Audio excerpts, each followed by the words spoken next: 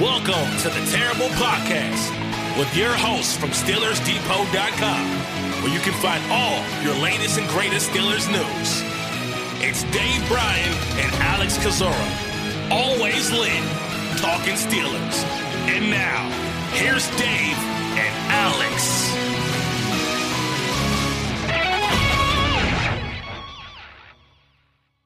Welcome to the Terrible Podcast, Season 12, Episode number 77. He's Dave Bryan. I'm Alex Kozora, SteelersDepot.com. Thanks for being back with us here for this Friday show as we get ready for Super Wildcard Weekend. Steelers Chiefs playing Sunday night, 8:15 on NBC. I guess the big question is, and of course we won't answer this till late in the show, Dave, will either of us pick the Steelers to pull off the upset today? Are we both going to be coward babies and pick the Chiefs? Let's see what happens. Bad fans, right? I'm sure we would be considered bad fans. I don't know. I've looked at this 18 different ways, especially statistically and probability and all like that. I will start with this. I think the Steelers have done a fantastic job at the beginning of this week at the way they have handled themselves being huge underdogs in this game. Yeah, they have said the conversation has been interesting. You have the Steelers saying, you know, a bit tongue-in-cheek, Hayward, Ben, we have no chance. We're big underdogs. We're just happy to be here. And the Chiefs going, whoa. They're a good team. Like Andy Reid saying they're playing like a number one seed. The Steelers saying they have no chance. Neither of those things are true. And so it's been just a weird dynamic of what each side is saying. Yeah, a lot of experience, kind of, I think, showing here. Obviously, the Chiefs have been in the playoffs quite a few times. Even when Mahomes, Andy Reid is no stranger to the playoffs. Ben Roethlisberger, Mike Tomlin, and all like that. But boy, we got a lot to discuss today. This should be a pretty fun show as well. It will be. I think it will, and it's because of some of the news that came out yesterday, which just came out of left field. The news that JuJu Smith-Schuster was practicing with the team Thursday, still on IR, but the team's designated for him to return. So that opens the 21-day window where, in theory, he could be activated anytime. It could be happening during this podcast or more likely right after this podcast ends. I mean, that's the potential there. And so Juju Practice, we don't know exactly the level of participation. The team doesn't have to designate him as limited or full because he is still on IR. There have been some conflicting reports about, Juju's possibility of him working. Mike Tomlin called it a start, did not rule him out, but certainly did not commit to Juju playing Sunday night. But just about an hour ago from the time of this thing recording here on Friday morning, Ian Rappaport said that Juju practiced well, he's healthy, and that he's trending towards playing Sunday night.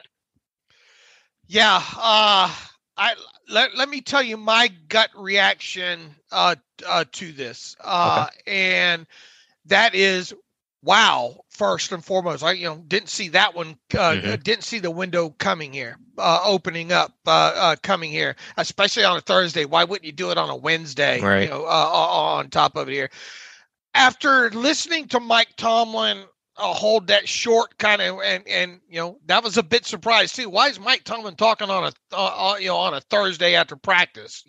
It wasn't scheduled. I imagine the media probably requested it on the heels of the Juju activation there. I'm gonna be the I'll be the negative. No, I'm gonna be the negative Nancy one here. I'm gonna be the guarded one.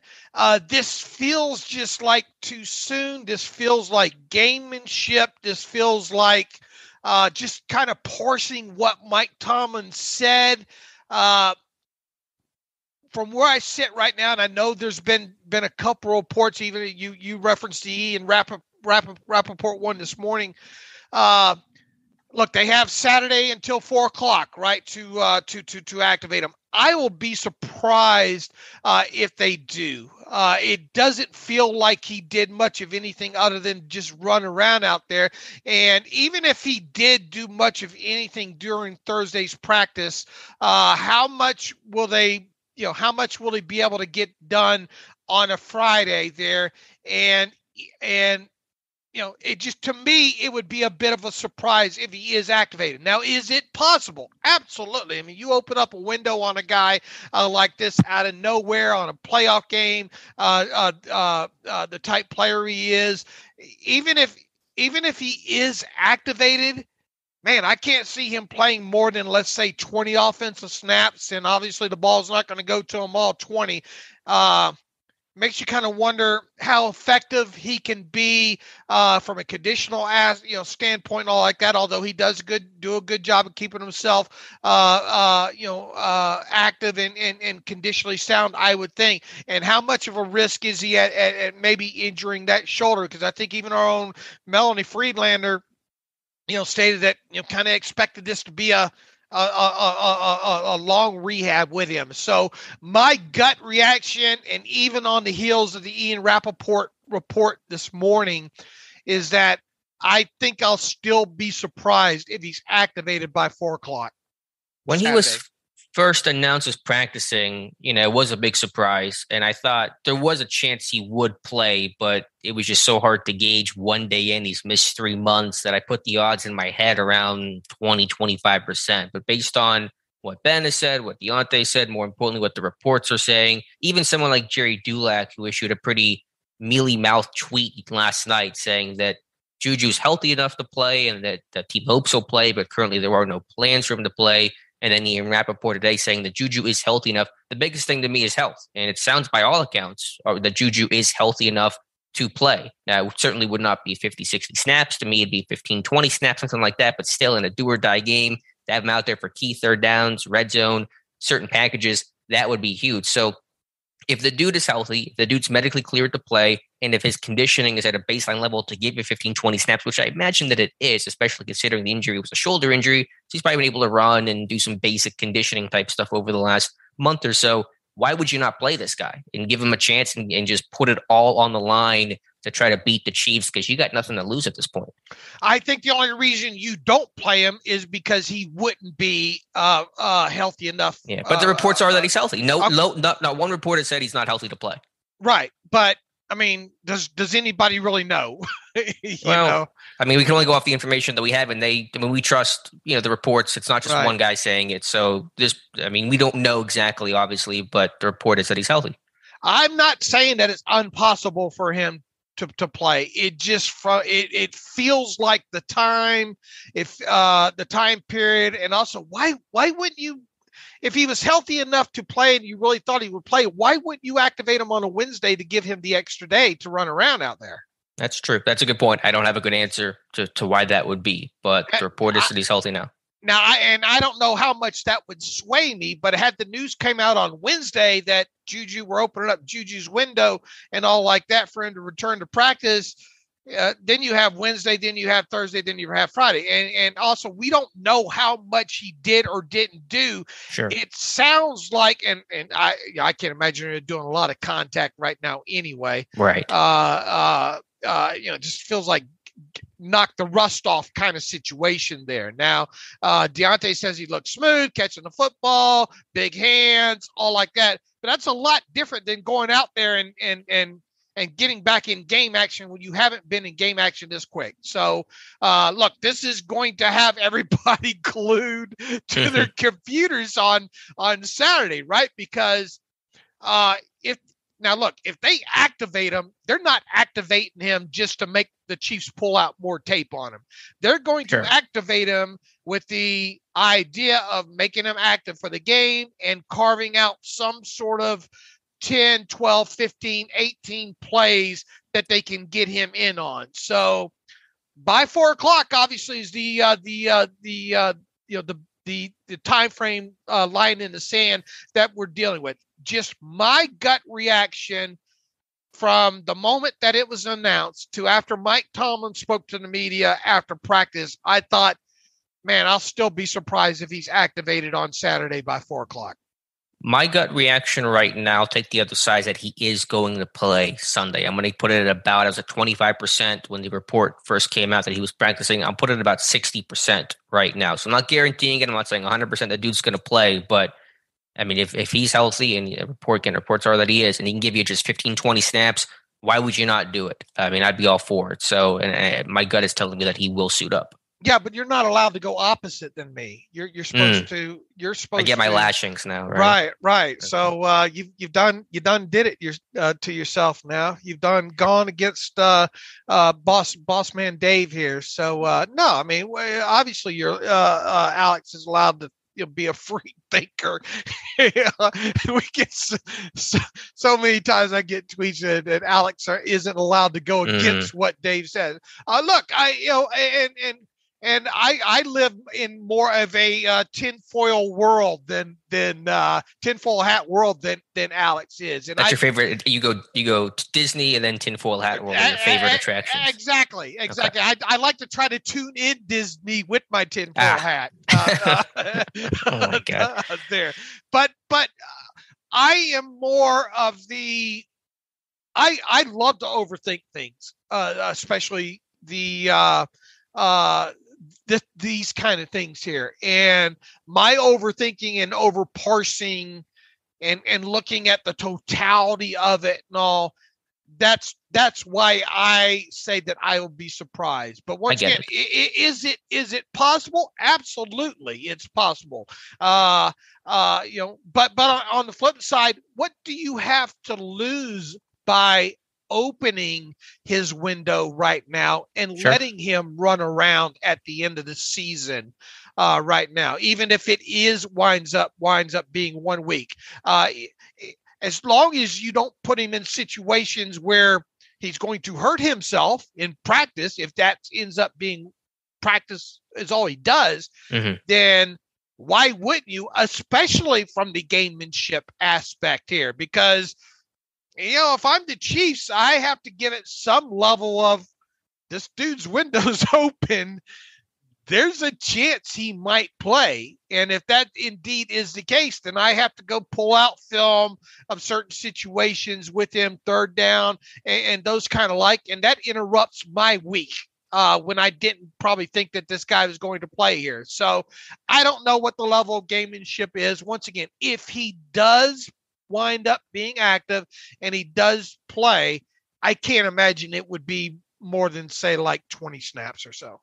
Yeah, again, he's not going to play his usual complement of snaps. And you're right, there is nothing to lose. I mean, as long as he's cleared medically, and they would have not, had him practice if he was not cleared medically. They're going to be smart and safe and protect themselves at the very least. And so there is nothing to lose there. And theoretically, this team beats the Chiefs, then he doesn't play this week, he play next week, so it's not necessarily, do or die for this week, because in theory he could, play next week. But man, just based on the reports and just kind of based on my gut, I think he will. But we'll get our answer. He said Saturday, 4 p.m., correct? Saturday at 4 p.m. should be the time that they have to activate. And it was a short press conference. Do you feel I don't know. He was asked right out of the chute. 19 was available for you guys today. Was this a surprising development to you? And what's your anticipation for him? He says it's not.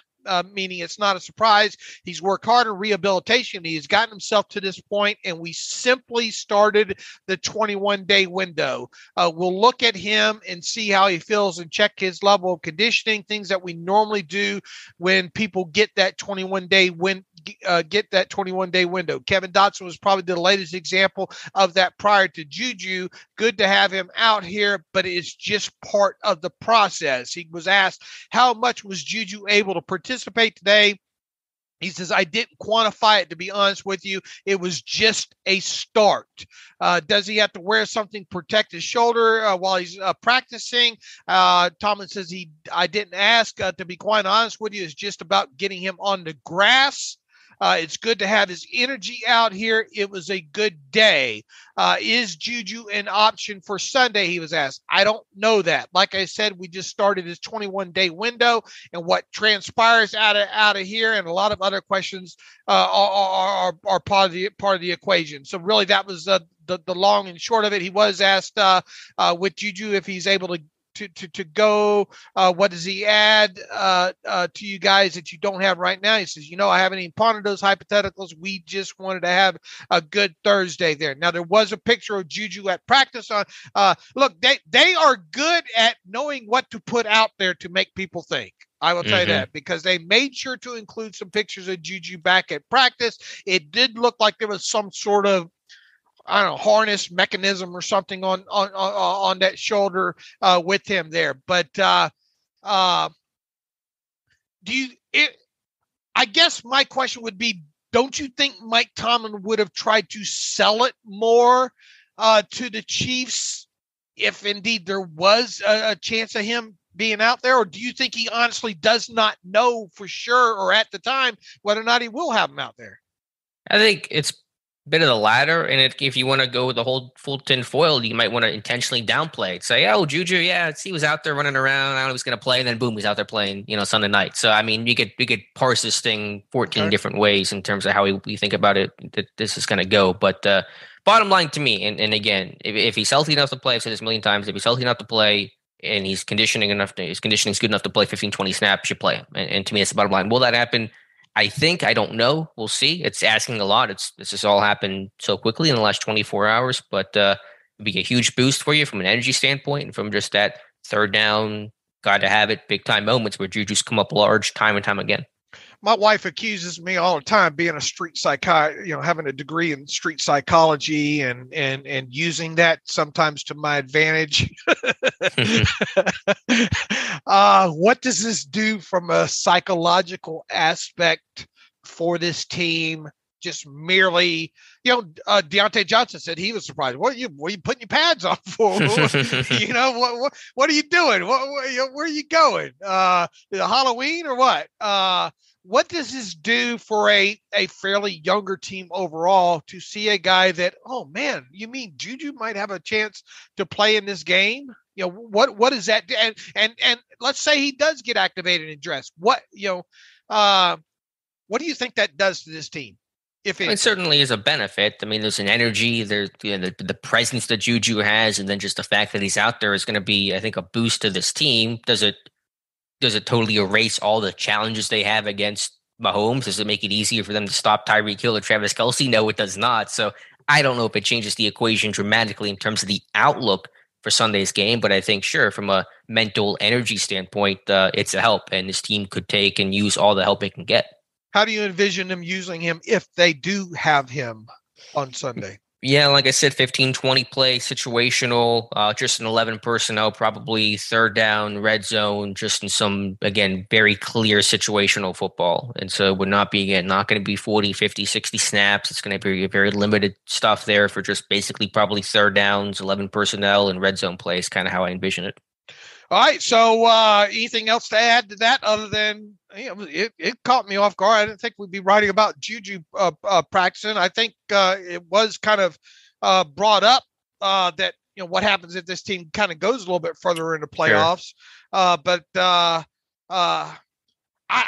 can't get over the fact that I guess one of my biggest hangups, Alex, in this is why wouldn't you have opened that window? What's the difference of opening that window on a Thursday as opposed to a Wednesday? That's what I'm struggling with here. Yeah, it's a good question. I do not have a good answer to that, but we'll get our answers by Saturday at 4 p.m. All right, Dave, let's do some more housekeeping here. Speaking of IR, one guy who is not coming off IR in this game after Wednesday's podcast on, of course, Wednesday, Kevin Dotson was not activated off of injured reserve Wednesday, so his season is over. He's no longer eligible to come off of IR. His 21-day window has closed. Some other news as well. James Washington activated off the COVID list, so there's one receiver we know the Steelers will have for Sunday night, and also linebacker Buddy Johnson, who's already on IR due to a foot injury, has also been placed on the reserve COVID list. Yeah, and we don't know what happened with Dotson. People saying, got a whole bunch of different theories on that. We don't know. I can't imagine if he wasn't healthy, why you wouldn't activate him, from the 21-day window there. I have a feeling something has happened with him. Either that ankle was still too tender, or maybe just trying to struggle getting him back up in the game. I don't know. I mean, we can sit and guess all we want. He has been sidelined since week 10, right? So that's a hell of a high ankle sprain, right? Maybe there's something more to it. Maybe I don't know. Or setback. I mean, it happened to Lamar setback. Basically, right? You felt like he was trending and then he backed out. And high ankles, man, you just kind of have to wait on them sometimes. And you rush that or step wrong, you can set yourself back in a hurry. Yeah. So look, I mean, I was thinking there was going to obviously be a good chance for him once they got to the tail end of that window and didn't activate him the previous week there. I thought, oh, okay, well, this will probably be the week for him. But that deadline came and went. And as you stated, he cannot return now this season. James Washington was removed from the COVID list, and the team asked for and received a roster exemption related to the COVID on that. I think that has to be taken care of here today. So if indeed when that roster exemption expires, some sort of corresponding move is going to have to be made there for the 53-man roster. And then Saturday, if indeed JuJu is activated, you're of course going to have a corresponding move there. So instead of having to try to figure out two spots for James Washington and a Kevin Dotson, they might have to figure out two spots for James Washington and JuJu Smith-Schuster. And I'm not even sure who the guy's going to get replaced, what the move's going to be today, assuming that the exemption expires today for Washington. I was trying to kick around ideas of who it could be. Could it be an Anthony McFarland? I know Najee has the elbow injury right now. There's a little uncertainty there, but they could always elevate a guy from the practice squad and Edmonds if they really felt desperate about it. McFarland has obviously become odd man out. Could that be a surprise cut? Similar-ish in the way the Bugs was a surprise cut? I mean, so I guess it's all possible. No one knows. Yeah. Yeah. I mean, we've talked about how sort of an indictment, what an indictment it's been on McFarland this year, right? And yeah, because it won't be the punter now, right? Because they couldn't get him back in time, or maybe they could, or I don't know how that would work in terms of waiving him and getting him back to the roster in time. They could obviously look. The thing that I had planned out maybe with the punter was you do something like yesterday to have him back on, but didn't they do something a couple weeks ago where it was on a Saturday, but wasn't a game a couple days? I forget what they did with the one punter ahead of the KC game. Didn't they sign him off of a practice squad or no? They poached Waitman. Yeah, they poached Waitman. That made him available, but then they had done something with the other punter to the practice squad, but was that done on a Friday or that was done on Christmas Day, whatever day that was, which was a Saturday, I believe. It was right before 4 p.m. They made all those moves before Saturday at 4 p.m., like right at 4 p.m. Okay, so then I suppose they could wait till Saturday again to sign. But wouldn't he not officially clear waivers until 4 p.m. on Saturday? If you cut somebody right now today, then he would clear by tomorrow. Okay. At 4. Could you still then sign him back to your roster at 4? Because the deadline's to sign him at 4. You could sign him on Saturday. Right. By then. Okay. So that would and well, here's the thing. We'll see what happens with the practice squad today with the kicker Sloman. I wouldn't be shocked if the Steelers signed Sloman to the practice squad today. And then as far as the punter goes, if you wanted to do something funny there, you would think they would have to waive a punter today to have him clear waivers by tomorrow and then sign him to the practice squad. Right. So that does not seem to be their move, though. I mean, we'll see, but nothing's been announced yet. So it sounds like they're going to keep both punters and just decide, going into Sunday night's game. Well, we already talked. You can't cut T-Ray Scales. At least we don't think they can for that spot there. If it's not McFarland, you got one too many. I suppose you have one too many defensive linemen. Could Carlos Davis be? Huh? Don't they have how many? They have 6. I don't think they carry 6. Well, I mean, how many are they dressed for a game, though? Yeah, but like you say, someone gets hurt coming off the bus. Right. So I suppose it could be Cody White, but they like the special teams value, and Tomlin talked up teams all week, so that would be a mild surprise, but possible. Well, but Cody White would only make room for one wide receiver. You still have another one. I could see definitely Cody White being gone if the plan was for Juju to be activated. Right. I'm just talking to at least today for Washington. We'll deal with Juju, I guess, Saturday. Well, you don't have the offensive lineman to cut. That's for sure. Mm-hmm. Right? Yep. I mean, it's not going to be safety, not going to be a corner, I don't think. Not going to be an edge guy. Only got 4 of those. They're not an inside linebacker. They all have roles for this team, and Buddy's on IR. So McFarland's kind of the name I'm coming back to. It's either a punter or McFarland. Yeah, or something that I think Cody White's still possible, but it'd be again a bit of a surprise. So it's a lot of minutia. What about Rader? What about Kevin Rader? I think they want to keep the third tight end. It may be. I mean, if you're kind of spitballing names, I get it. I don't know. I think they want to have Rader out there. They went heavy last week. It depends, I guess, what their game plan is. If they want to come out heavy, then they probably want to keep Rader. Okay. All right, we'll keep you posted. We should know soon here on Washington for sure today, I think, though. Yeah, I think so as well. All right, Dave, let's get to the rest of the Steelers injury report here. Not practicing for the team on Thursday was Trey Turner with the knee. Nigel Harris, 2 straight days, no practice with the elbow. Mike Tomlin said the plan is to get Harris on the field today on Friday, and that today will be a very telling day for his availability. So the 2 names to really look at right now, Turner with the knee, Harris with the elbow. Ben's good, Millett's good with a concussion, and Dan Moore has practiced all week with the ankle sprain. So that is all positive news on that front. I'll make this prediction. There's no way Najee Harris misses this game. Right? That's what I'm saying. I can't. I'd be shocked. There's no way Najee Harris is missing this game. They're just trying to be kind of baby him along and all like that, and make sure he gets treatments and don't risk hurting that thing anymore. So I will be shocked if Najee Harris does not play in this game. Yeah, I'm with you, but hopefully he's full today. He's going to be practicing in some capacity, Tomlin said, and we'll get game statuses and all that probably by the time most people are listening to this podcast.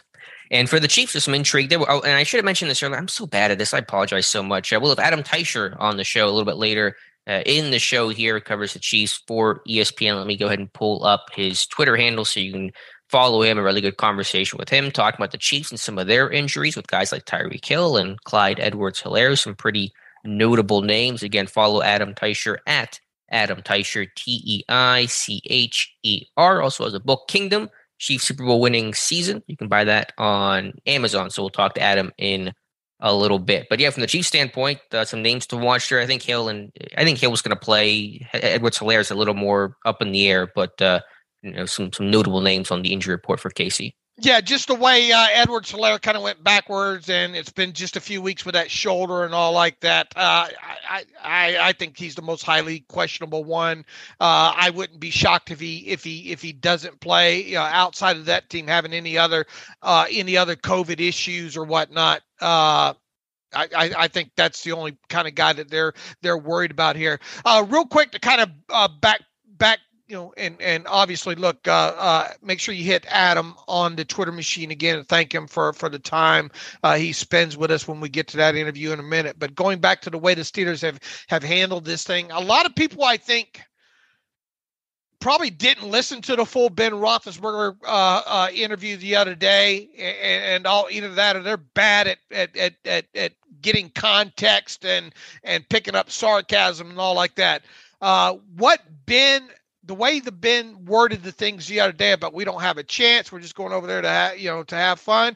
That is classic Ben Media 101 veteran leadership right there. I could not, if any of you listening to this right now have any issue with the way Ben worded things during his and what all he said on Wednesday, I mean, you people need help.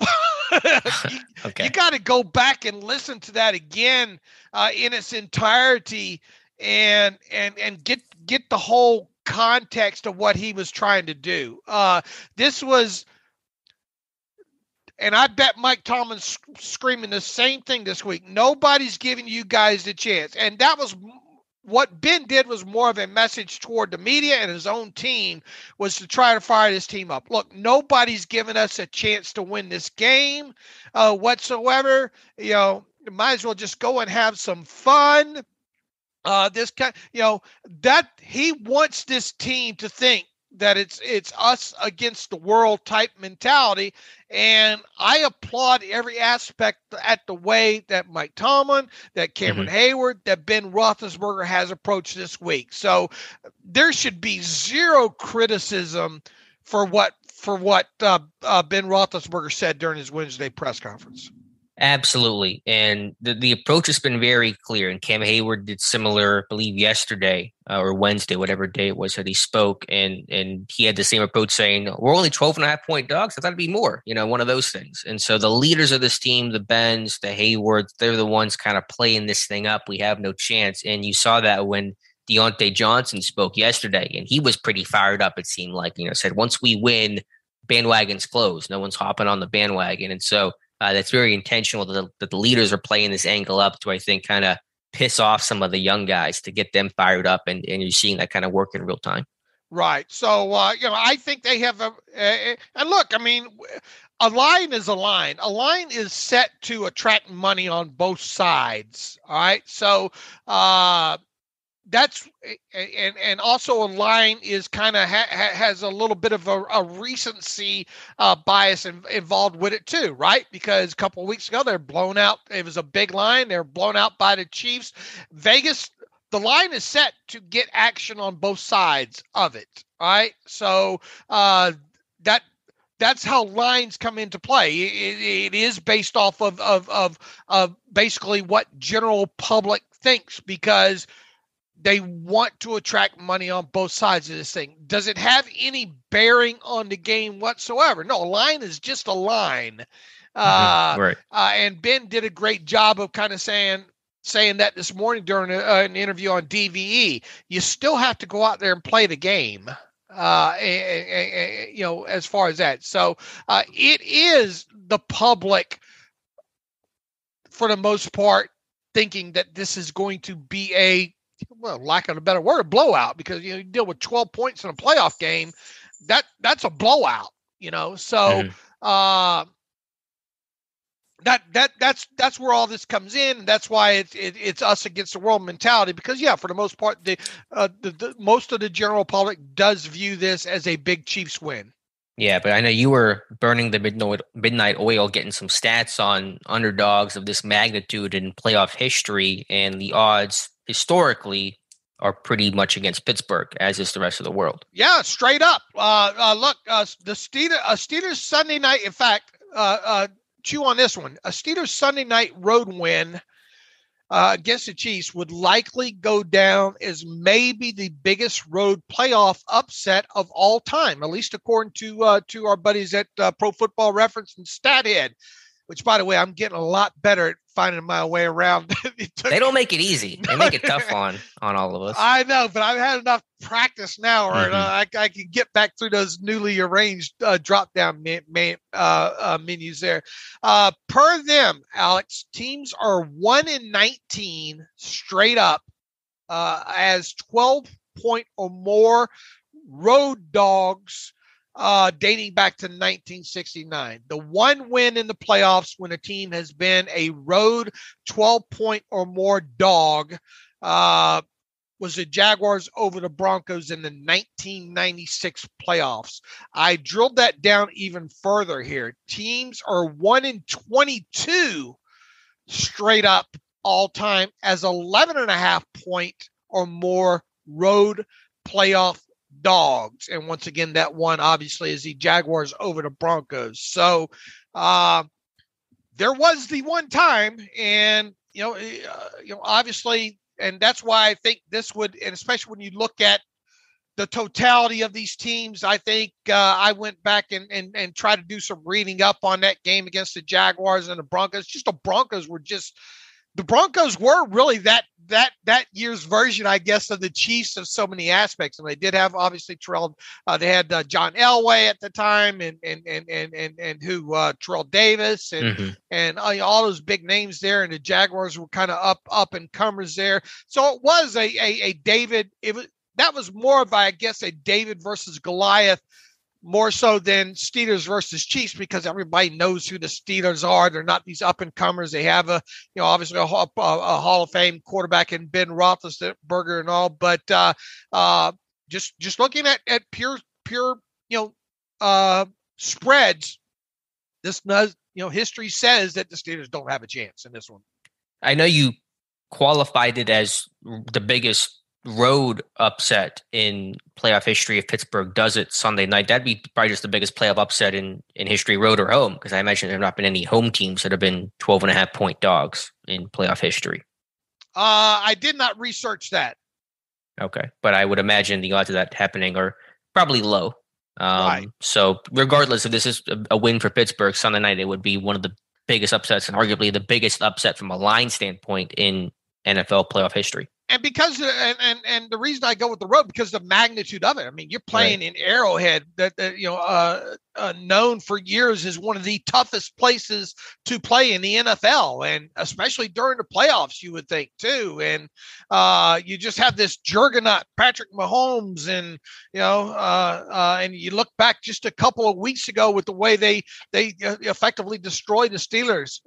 I don't think I'll have any problem calling this maybe the at least in the last 25 years, right? Because 1996, how many years ago was that?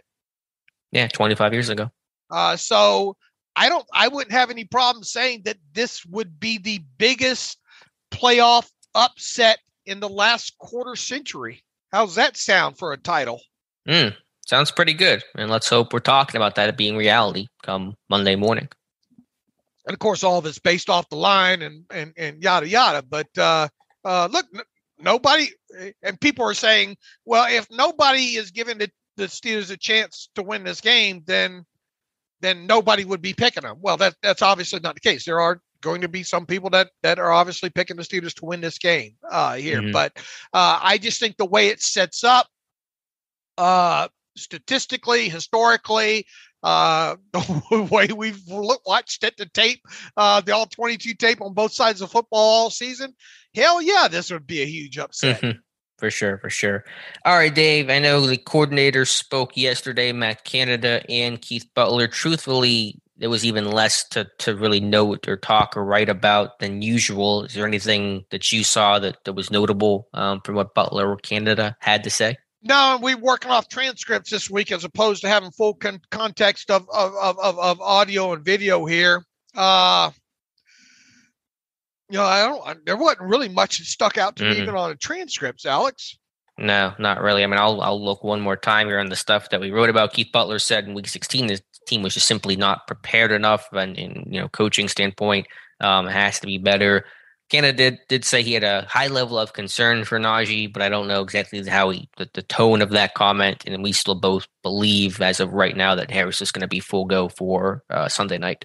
He also, Canada, talked about J.C. Hassenauer helped. How much has J.C. helped in that process of things? I think going back to when he got going, I think it's intelligence and knowledge of our system, knowledge of the game, experience. He's been around a little bit at the center spot with the calls you have to make. Certainly, he's been a real positive. He's done a really good job, a very good job.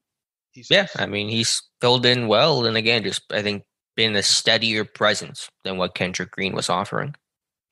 What else did he have to say? Look, we're trying to run the football, he says, in so many words. It's not like we're not trying to run the football here. Anything else that stuck out to you, Canada or Butler here?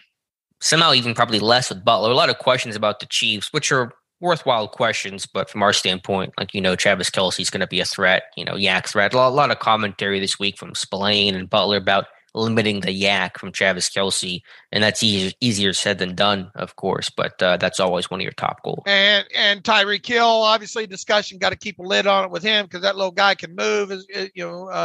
Tyreek is a quick little dude, man, Butler said. It's hard to keep him corralled a little bit, but they didn't have 87, so that helps out a little bit too. 87, obviously, being Travis Kelce this time around. When you go up to double some people, he was obvious choice of trying to do that.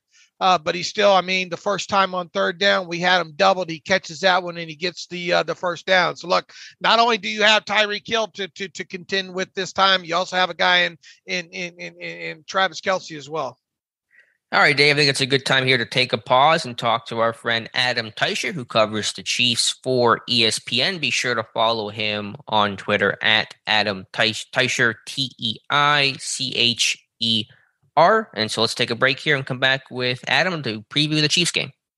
And welcome back to the Terrible Podcast. It is Friday. It is what they call Super Wild Card Week in the NFL now. They've been doing that for a couple of years now, and with the Pittsburgh Steelers in the playoffs, they will, of course, travel to Kansas City, back out there where they were in Week 16 to play the Kansas City Chiefs in a Sunday night game. That'll be on NBC, and that means we get the opportunity once again. We didn't think we were a few weeks ago, but here we are.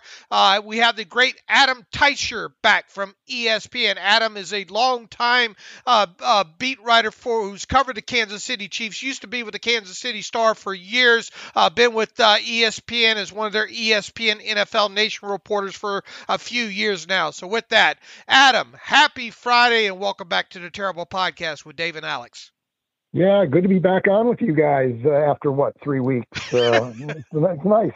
Yeah, it's a little bit of not a surprise that you're doing playoff interviews, but it is obviously a little bit of a surprise that the Steelers are the way they ended up having to get in, needing Jacksonville to knock off the Colts, and then wow, what a game Sunday night that kept everybody on their seats there. Adam, listen. 12.5 point spread right now. Let's get right to it. And the Steelers are doing a good job of trying to deflect this of, we don't have a chance. We're just going to go out there and have some fun and get a free trip to Kansas City, maybe get some barbecue along those lines. How are the Chiefs doing? It seems like they're trying to do a pretty good job of kind of deflect this back. And I think Andy Reid had some interesting comments about, how the Steelers could be a top seed in this thing the other day. Are the Chiefs doing a good job at kind of combating this Steelers don't have a chance narrative that seems to be trying to float?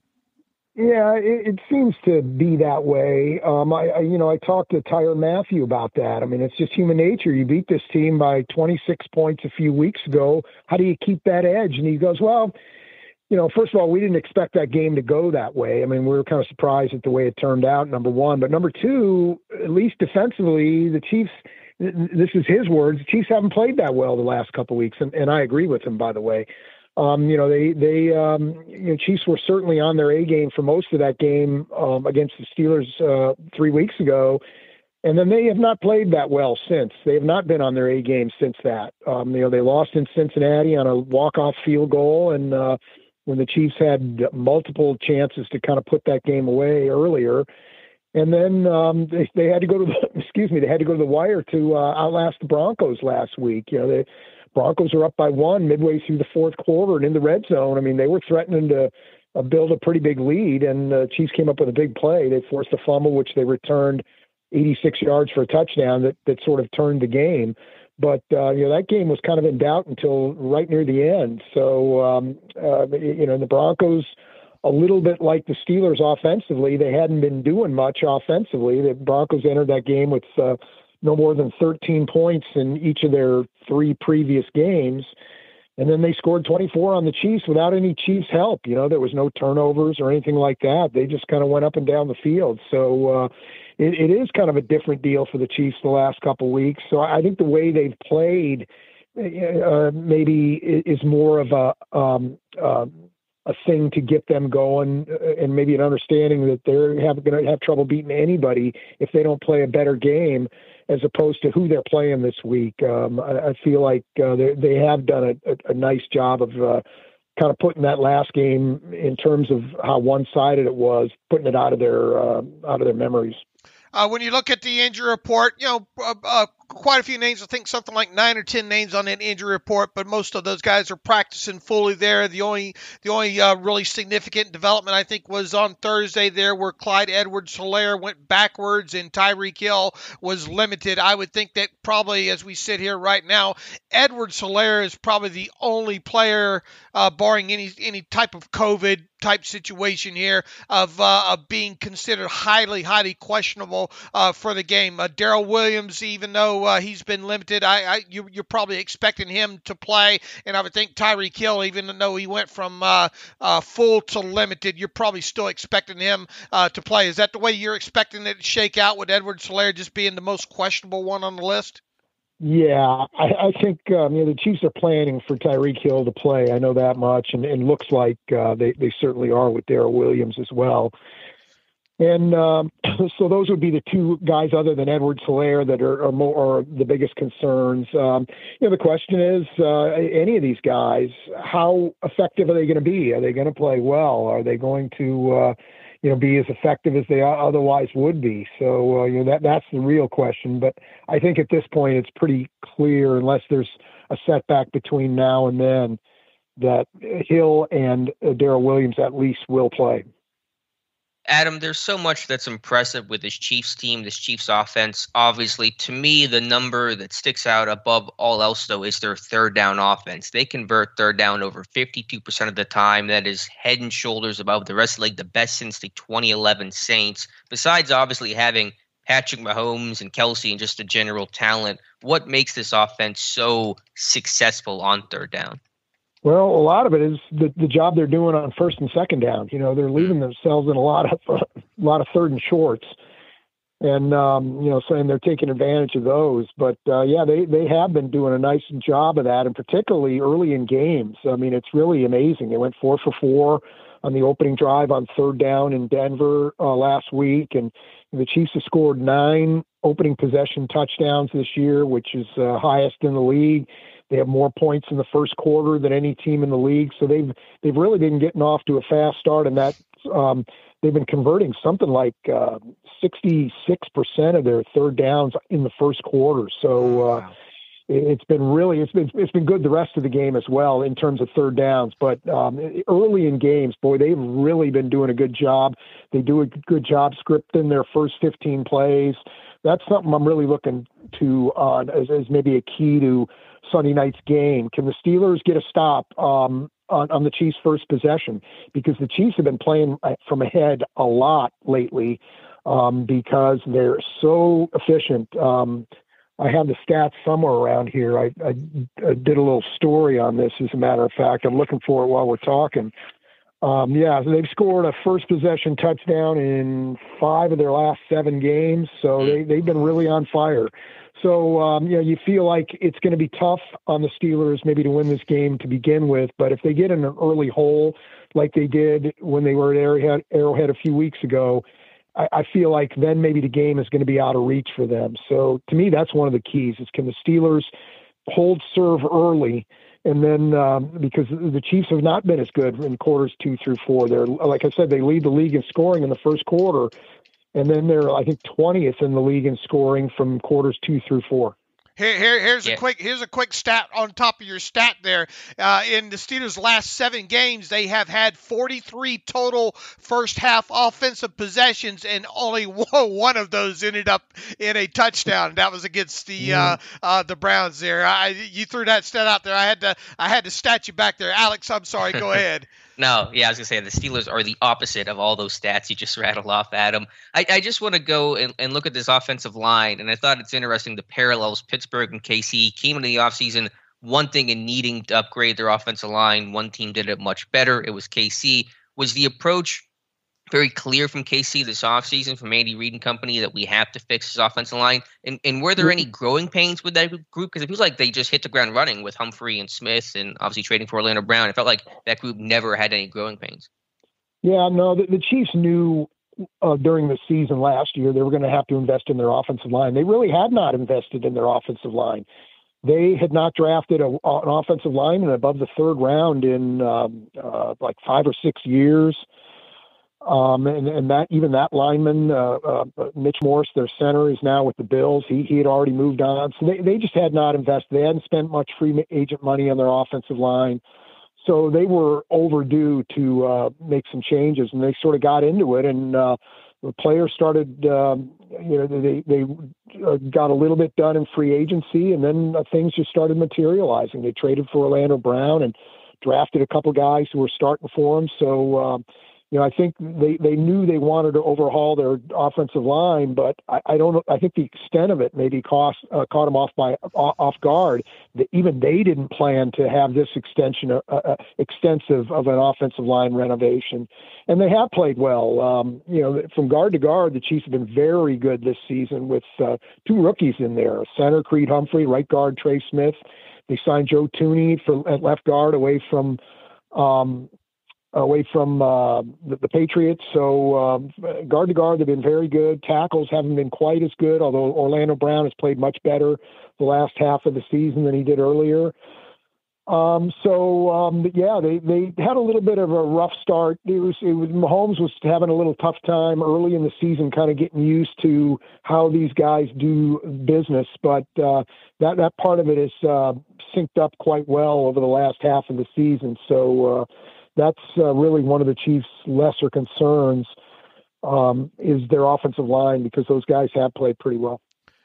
Adam, it's certainly you drill this game down, especially from the Steelers' offensive side of football. It feels like there is no way around this team having to find a way to run the football. After all, and a stat is just a stat, as you well know. You've done this for a long time. Roethlisberger is 0-8 all time in the playoffs when he attempts 37 or more passes, but he is 13-1 all time when he attempts less than 37 passes in the playoffs. So that 37 number certainly seems to loom large here. And the only way around probably not throwing the football that many times is running the football. So with that, the Chiefs haven't been league leader against the run defensively, but they've been okay. And that young linebacker there's Bolton really seems like he's doing a good job, and Willie Gay in there. What do the Steelers need to do to run to have success running the football this time around? And they will have J.C. Hassenauer at center, probably instead of Kendrick Green, the rookie who played considerable amount in that first game and hasn't played well as a rookie here. But what do you feel? How have teams had the success that they have had this year against the Chiefs defense running the football? Yeah, in part, keep with it. Stick with it even if it's not working early. Don't give up on it. And I feel like the Steelers probably won't give up on it if they don't have success early. And running the ball kind of goes hand in hand with what I talked about early. I can't see the Steelers get behind that. That's the worst possible scenario for them. But if they can keep the score within one score or even less, if they can, play within a certain with scoring in a certain range, I think that'll play into their strengths. They will be able to run the ball more than maybe the Chiefs would like them to. So, I just feel like don't give up on it. If you're not having success against the Chiefs early, keep hammering at them. Because that's how some teams have succeeded against the Chiefs. Broncos had a big game running the ball against the Chiefs last week, so it's going to be there. The possibilities of it being there for the Steelers are pretty good. You just have to keep after it. It may not be there right away, but that would be my advice to the Steelers in that regard, is just don't give up on the run, even if you're not having success with it early on. And the first time these two teams met a couple of weeks ago they did a good job at really kind of containing Tyreek Hill. Of course, they didn't have to contain Travis Kelce in that game, and a couple of those other receivers, Pringle, and did a good job. The Steelers are going to have to get home with four or less pass rushers in this game, correct? There's no way around it, because Mahomes is just so good and been able to pick up and know where these blitzes are coming from and get the football out. And if he doesn't get the football out, he makes a difference in his legs there. And then on the flip side, do you just play a lot of zone in this and try to confuse Mahomes with zone windows, or do you try to man up a little bit and what's the recipe here to keeping the Chiefs under 26 points or so? Yeah, I think the Steelers have to mix it up. I don't think they can do any one thing in terms of man, zone, that kind of thing. But I do feel like when teams have had success, you're right. I mean, blitzing him has been pointless over the years. You remember we kind of really started to figure that out in that game early in Mahomes' career when he played. Remember they played at Heinz Field early in the season in 2018, and he threw 6 touchdown passes. The Steelers were just coming after him, and he had that wired. I mean, he had it all figured out. So that's not a good strategy. Most teams the Chiefs have played have not come after him with extra guys this year. And, that's been kind of the thing, is that they've tried to make the Chiefs go the long field and deprive them of the big plays that have been their oxygen for the last 3-4 years. It's the Chiefs have had trouble being consistent that way. We talked about them being so good early in games, and then later on they struggled with it a little bit. So the Chiefs haven't been consistent. There have been some games where they've really been on, but there's been a lot of games where they haven't had a consistent offensive attack. So, I know this blitzing a lot of times is in the Steelers' DNA, but they didn't do it a lot last time against the Chiefs, and I don't expect to see it a lot on Sunday night either. I think they'll try to play coverage and try to beat the Chiefs that way, and that's kind of been the general strategy to beat the Chiefs or at least slow them down. You're right, Adam. Just pulling up the stats here from our charting. Pittsburgh blitzed Mahomes just 26% of the time. That first meeting, Mahomes was 5 of 7, 69 yards. Did sack him once, but that came late in the fourth quarter, or early in the fourth quarter, or late in that game. I want to let you be the decider here, Adam, because there's been so much debate about Melvin Ingram's impact for the Chiefs. And a lot of Steelers fans say, look at the stats, look at the box score. He hasn't done much. A lot of Chiefs fans, of course, say otherwise. You tell me, what has Melvin Ingram's impact been on this defense? No, it's been way more than what you would see in the stat line. The stats aren't great, and yeah, I can. If that's all you're doing is looking at that, and it's easy to conclude that he hasn't done much here. But you can look when the Chiefs started to turn their season around, when they started playing better defensively. There's a line there, and it's basically when Melvin Ingram showed up. I mean, from the start, he was very good. I remember the first play he got in. On a third down early in the first game that he played against Green Bay, he got his hand on the quarterback and forced a premature throw before the guy wanted to. So from that moment on, he's been a pretty consistent presence, and he's allowed the Chiefs to feel free to move Chris Jones inside more, where he's just a more effective player. Jones the first half of the season was playing a lot on the edge, and the Chiefs now are free to move him back inside and have him do what he does best. And now the Chiefs, when they when they line up in the pass rush, most often their 4 guys are all 4 of those guys now are guys who have had 10 sacks at one point or another in their career. Ingram being one, Chris Jones being one, Frank Clark, and Jaron Reed. So Chiefs have a pretty formidable package there when they line those 4 guys up, and he's a big key part of that. We talked about that fumble that the Chiefs had that turned last week's game in Denver around. That was Melvin Ingram. He forced the fumble. He got into the backfield real quick, forced the running back to fumble, and Nick Bolton picked it up and ran 86 yards, and that was the deciding play. So that's just kind of an example of the impact Melvin Ingram's had. To look at the stats and say, well, he hadn't really done much. No, that's not an accurate picture. Yeah, I'm with you. Even in Pittsburgh, Ingram's stats weren't impressive, but his actual play was, and it seems like he's doing the same over in KC. My last question for you, Adam, then I'll let Dave finish these things out. I think this is probably an obvious question to ask you, and the answer to this is probably yes, but do Chiefs fans view this as Super Bowl or bust? It's the only definition of a successful season this year for KC, winning the Super Bowl and hoisting a Lombardi when this thing's all said and done? Yeah, I think so. I mean, the AFC seems about as wide open as it's been in several years this year. You could really see any of a handful of teams in the AFC going to the Super Bowl. So in that regard, it probably wouldn't be a huge failure for the Chiefs to go to the Super Bowl. But, ever since Mahomes became their starter, they've been talking here and looking at multiple Super Bowl championships.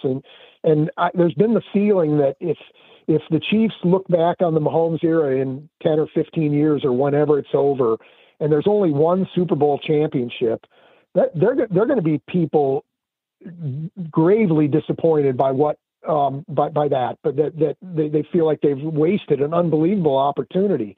So that's kind of a long-winded way of saying this is another opportunity for the Chiefs. And, they kind of wasted one last year by not even being competitive in the Super Bowl.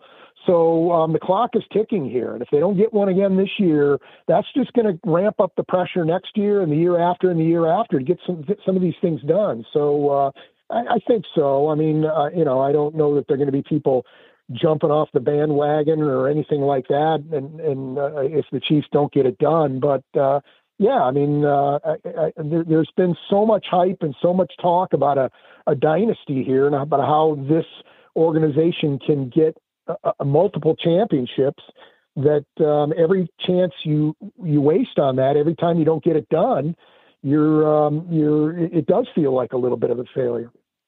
Adam, a little bit of a news yesterday, obviously, with JuJu Smith-Schuster returning back to practice kind of out of the blue, 21-day window open.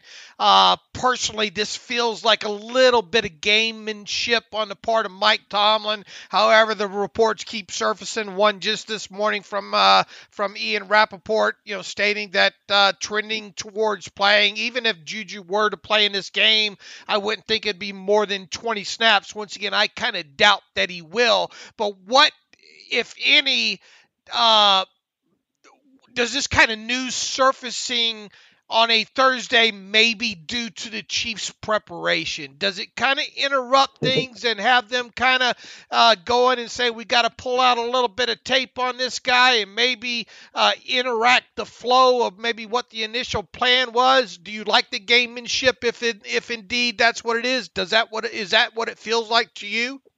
Well, yeah, I don't know. I mean, I wonder how effective he could be, even if he does play after having missed so much time.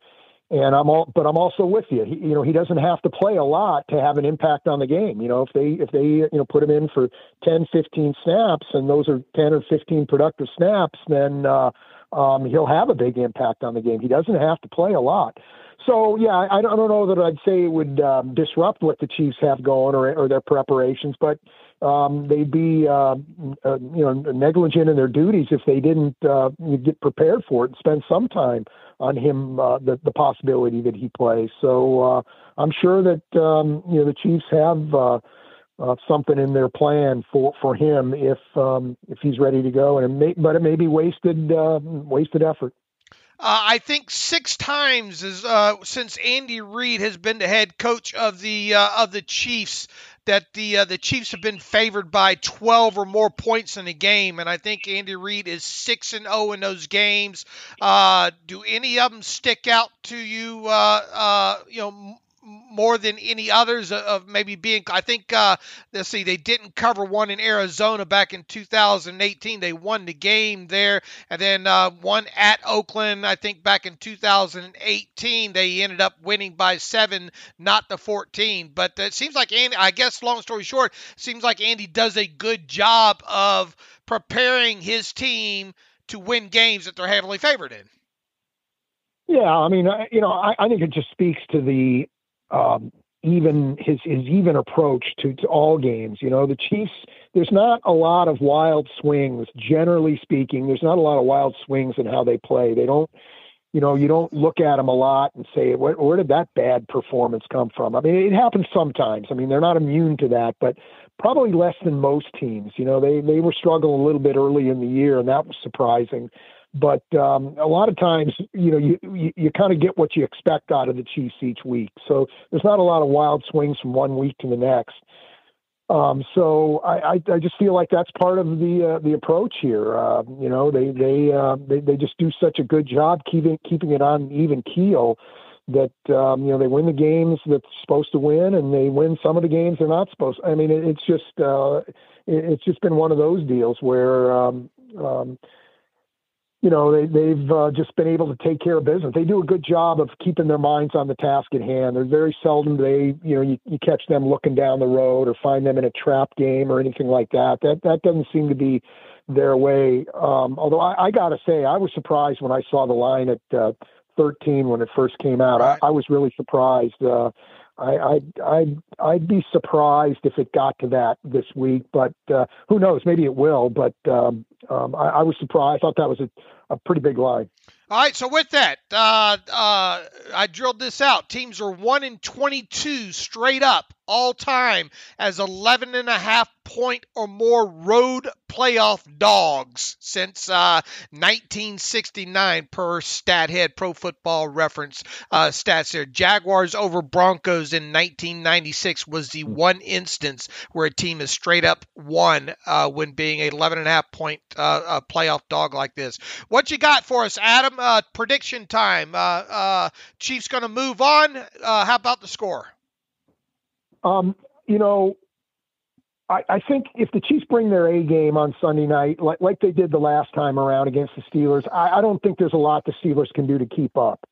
But here's the thing. The Chiefs haven't played their A game a lot this year, and certainly not since they played the Steelers, not in Cincinnati the next week or not in Denver last week. So I don't quite know what to expect from the Chiefs in that regard. I think they'll win the game. I don't think it'll come down to the end, but neither do I think they'll cover 13. So I got the Chiefs winning maybe 27-17, something in that neighborhood. But I don't see this being the kind of game like it was last time. Adam, great stuff. As always, we are blessed to have you on in a couple of weeks apart here. You're kind enough to give time to us on a Friday here. You can follow Adam on the Twitter machine at Adam Teicher. It's Teicher. Reach out to him and say hello. Thank him for coming on with Dave and Alex. Adam, have a blessed weekend once again, and we appreciate you being on the Terrible Podcast with Dave and Alex. Thank you. Hey, anytime, guys. It's been fun. And welcome back to the Terrible Podcast. Again, our special thanks to Adam Teicher. Be sure to follow him on Twitter at Adam Teicher and shout him out on Twitter as well. Let him know that you heard him on the Terrible Podcast and just thank him for his time. It's a very busy time of year for the Beat Guys playoff run. And so always appreciate Adam coming back on a second time this year for his terrific insight. Absolutely, and who knew we would be in this position back in week 16? So he has been very, very accommodating to us, and that's all we can ask. And to get 25 minutes from him on a Friday before a playoff game for a guy with has been at ESPN and been covering the Chiefs as long as he has, that really means a lot to Alex and myself.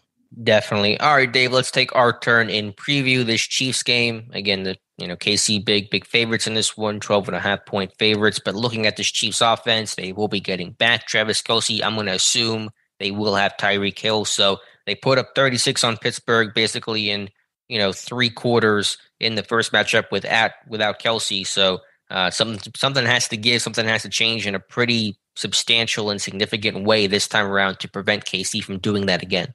Man, we already named off quite a few things that I think has to happen in this game. And once again, if this is the NFL, in a season where, I don't know about you, but it's been a lot of games this season that look like the line says one thing and parity is ruled. And man, how did that game turn out that way? And you look no further than just a game last weekend between the Jaguars and the Indianapolis Colts. In fact, I don't know if you I watched the Hard Knocks on that. Boy, they could feel that wave coming against them in that game. What a great ending episode it was for Hard Knocks with the Colts. And really, after the fact, knowing how things transpired as a Steelers fan made that episode even a lot more funner to watch there, the way that played out. But long story short, I mean, how much has changed since week 16 when we previewed this game as well too? You would think that the Chiefs would be more than willing to run the football if indeed it dictates to do so, i.e. the Steelers playing a lot of too deep, and I think the Steelers absolutely have to play a lot more too deep in this one as well too. You hit on the interview again, throughout some great numbers to Adam Teicher there about the blitz percentage numbers there. You look just statistically overall the way Patrick Mahomes has done against the blitz this year. I don't know if you want to blitz them much of any in this game. An interesting aspect to this game, and something we can't really quantify, is, TJ Watt only played like 38 snaps or so in that game against the Chiefs last time. But by the time he was pulled out of that game, the game was pretty much over anyway. In other words, I think TJ Watt would have played more in that game had it been a closer game than it was. Now, he was reportedly, allegedly dealing with more of the cracked rib issues in that game. And TJ did not look. Nobody on that defense really had a great game in that game. Now, you get a guy back in TJ that seems to be healthier than he was back in Week 16. Plain and simple. You're not going to be able to play a lot of man, I don't think, in this game overall, because of the sheer fact that you're worried about what Patrick Mahomes will do. Either that, or you go with, let him run with the football as long as he's not beating us over top. Long story short, I think you're going to see too deep in this game, and the Steelers are going to have to win defensively by rushing four, winning with that four-man rush, and in the same aspect, keeping Mahomes in the pocket there. I think you pray to God that the Chiefs do try to lean on the run more in this game, because the clock ticks when that happens. Maybe you have a little bit more success stopping the run because you get Chris Wormley back in this game. That's another guy that was missing in that last game that, definitely a plus to have him than not having him in this. And as Cameron Haywood said a few days ago or yesterday, whenever it was, it's a lot more fun trying to stop the run than anything. So I think you beg the Chiefs to run in this game. And is ball hunting a sport? Is ball hunting in season, Alex? It needs to be Sunday night. Because ball hunting is, and I'm not talking about TJ Watt. In the hot dog. In the hot dog. There better be a high degree of ball hunting in this game. You have to make some sort of mistake happen, whether it be a ball off of a receiver's hands. And we've seen that happen to Patrick Mahomes a few times this season here, or ripping the football out of a fungible running back's hands. How about that aspect of it there? But you got to try to keep the score down in some way, shape, or form here. And you cannot turn the football over and let Mahomes work on a short field. They had 17 points off of turnovers last time around. That obviously can't happen. So if you want to look at this from a defensive side first, I think you play a lot of too high. You dare them to run. You're glad that if every play that they do run, you just cannot allow them to gash you like teams have gashed the Steelers front all season long. And you have to ball hunt. Yeah, I think it's all well said. The first thing is you're going to have to create turnovers to win this game. Even if Pittsburgh takes care of the football and they don't turn the ball over at all, which I think is a must in this game as well. If the turnover battle says 0-0, the Steelers probably lose this game, like 95% chance to lose this game. And so you're going to have to create some splash, whether that's on special teams or defensively, to give yourself an extra possession, a short field, something that keeps the score down or keeps yourself in it, something like that. And so I think that's kind of the first thing I look at. I'm with you. You really can't blitz this guy. Maybe you do some safe, creative pressure, four-man rushes with a nickel corner, and you're dropping an edge guy, so you're still rushing four and kind of being just a little creative with how you send four, but you're going to have to drop seven, probably play more zone.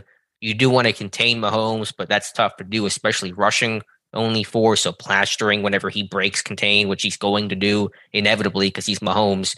That's going to be really critical as well. And so you probably play a bit more zone and try to plaster and match up whenever he does break the pocket. But yeah, I think overall you're going to have to create a turnover or two at minimum in this game defensively. Yeah, and a guy like TJ Watt is going to have to be a game wrecker again. I mean, this guy, he's got to have a better performance than he had that last game against the Chiefs, plain and simple. He is going to have to make a play or two in this game that kind of turns the tide. I mean, merely sacking Mahomes twice in this game might not be enough, overall. We have got to see the defense do some things and get that football away, what's your feel? I mean, even if you win on first down as a defense against the Chiefs, it doesn't feel like it's good enough, No, they're 52% on third down this year. That is a historically good number on third down. So yeah, it does play a role in it. You obviously getting stops on first down is better than not getting stops on first down, because you take away some, if they stay ahead of the chains and they get unpredictable, forget about it, So, but in the same breath, merely holding a run to 3 yards on first down is not going to be enough in this game because of the way they do convert on third down. So, once again, you cannot give them a short field. I think that's a Captain Obvious thing there, but you have got to find a way. I'd be clawing at that football at one of these running backs. I'd be stepping on Daryl Williams' toe all game. I mean, you got to do something, and it's supposed to be cold too. So maybe that'll make that football a little bit harder to hold on to. But you got to get the football out, and in the same breath, you can't let Tyreek Hill run away from you for 70 yards. I don't think you're going to hold him to the 2 for whatever it was in that last game there. And, there's been a lot of tackle to catch comments this week. Absolutely. Because combined, I think Kelsey and Tyreek Hill are going to catch at least 10 balls in this game, maybe more.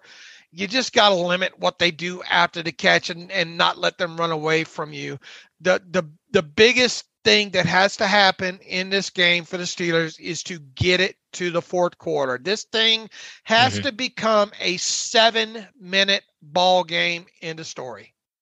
I will say, I don't know if I would play as much too high as you would want to, just because if you leave that middle of the field open for Kelsey against these linebackers, Bush and Schobert and Spillane, you're really asking for a tough time there, I think. And so I might, and while I don't want Mahomes. How much man are you going to play then? Well, you can play zone in a single high. You can play cover 3. I mean, you're not destined to play man just because you're playing too high. We've seen how that worked against Brady for several years. Yeah, well, Mahomes, I wouldn't call Mahomes Brady. I mean, they want to take some shots, and Brady will open and throw the hitches all day. There's no easy answer here. I mean, the Chiefs can beat you basically no matter what coverage you put out there. I just am worried about stopping some of their key guys. So I probably play cover 3 and more off coverage and not get beat deep and control the middle of the field as well.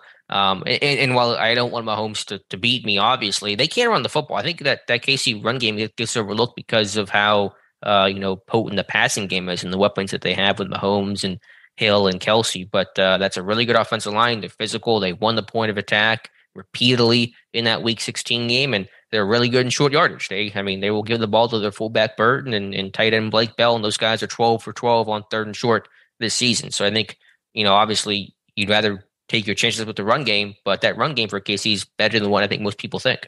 Right. But I mean, they just haven't had the need to kind of lean on it, and all. And sure, I bet if you ask that offensive line, what would you rather do, run or pass protect? Every offensive lineman tell you they'd probably rather run the football there, and they probably don't want to take their chances at dropping Mahomes back all these times against a guy like TJ Watt more. But every time they do run the football, though, it's a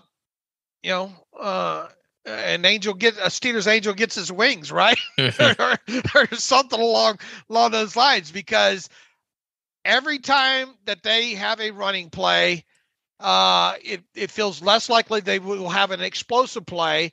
And even though not by much, considering the state of the Steelers run defense, right? But at least the time ticks, and that'll be something that'll be going off on my head Sunday night. Oh, a run, tick, tick, tick, tick, tick, tick. That kind of aspect of there. So now they obviously are built to do whatever there. But I mean, true or false, Alex? I mean, the Steelers are not going to win this game if they don't get 2 turnovers.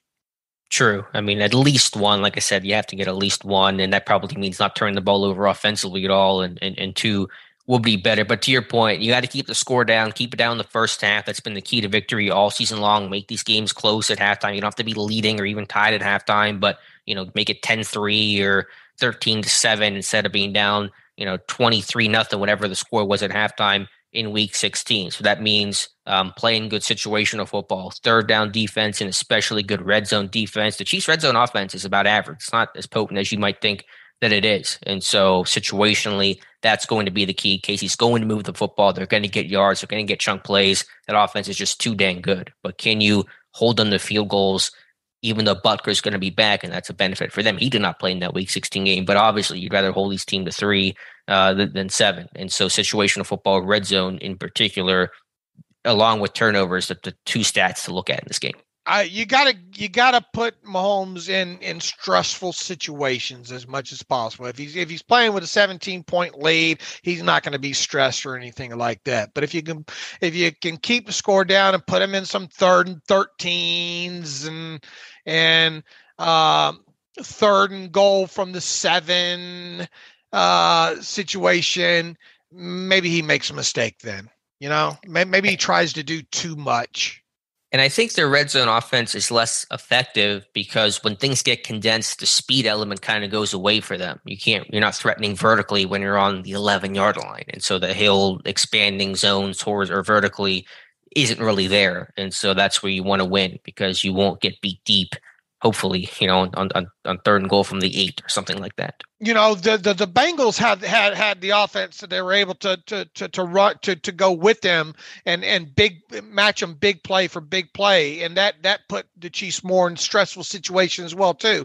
I don't think we're going to be talking about a Steelers offensive performance in this game where it's stressing the Chiefs that much from oh Lord, they're going to put up 30, we're going to have to put up 40, type situation there. So make no mistake about it. If the Steelers win this game, the defense will have had a big hand in it.